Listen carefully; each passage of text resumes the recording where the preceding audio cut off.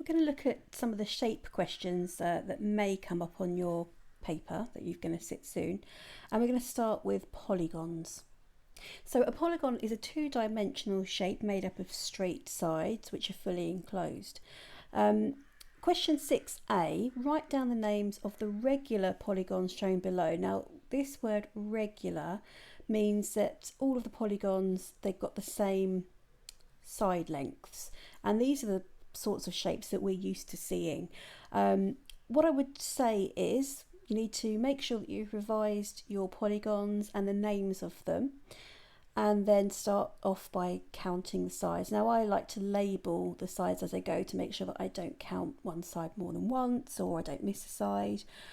So on the first one, I've labelled all the sides, 1, 2, 3, 4, 5. A 5-sided shape is called a pentagon.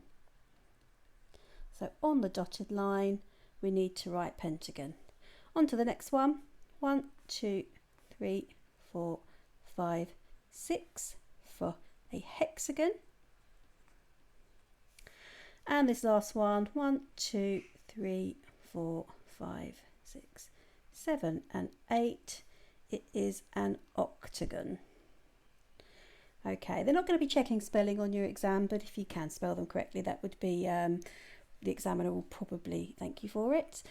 Moving on then, having a look at these. Now these are what we call irregular polygons, meaning that they're still sort of two-dimensional shapes. They're still made up of straight sides, but the side lengths could be all different lengths, and they might look a bit unusual.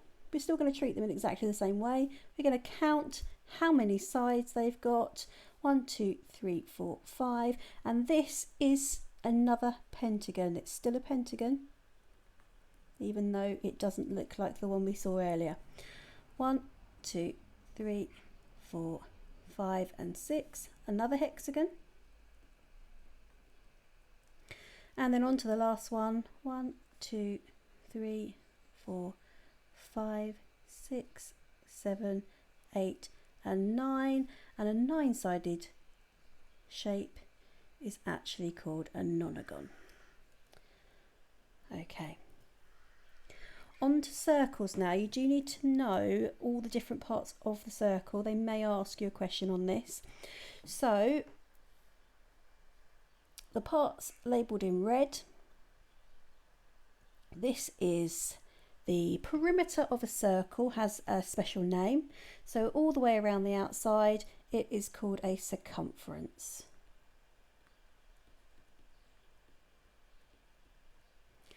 On to this next one here. A line that goes from one side of the circle to the other side of the circle while passing through the centre is called a diameter. A line that goes from the centre to the outside edge is called a radius.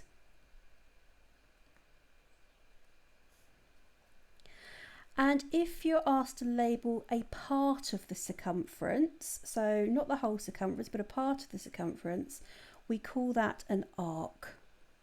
And we do actually have minor and major arcs. This particular one here would be a minor arc because it's less than half the circumference, whereas the blue part would be what we call a major arc.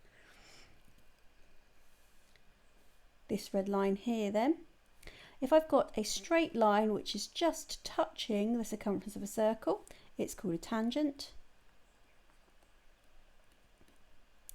And this one here, I've got a line that's going from one side of the circle to the other, but not passing through the centre, so missing the centre of the circle, it is called a chord.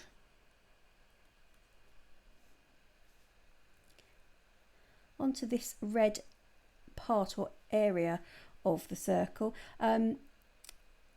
This is called a segment, and they are bound by chords. So if I've got a chord and an arc of a circle, and I colour it in, I'm looking for this part, this coloured in part, it's called a segment. And then onto this last one here, which is called a sector. And they are bound by two radius or radii, and they look a little bit like a slice of pizza.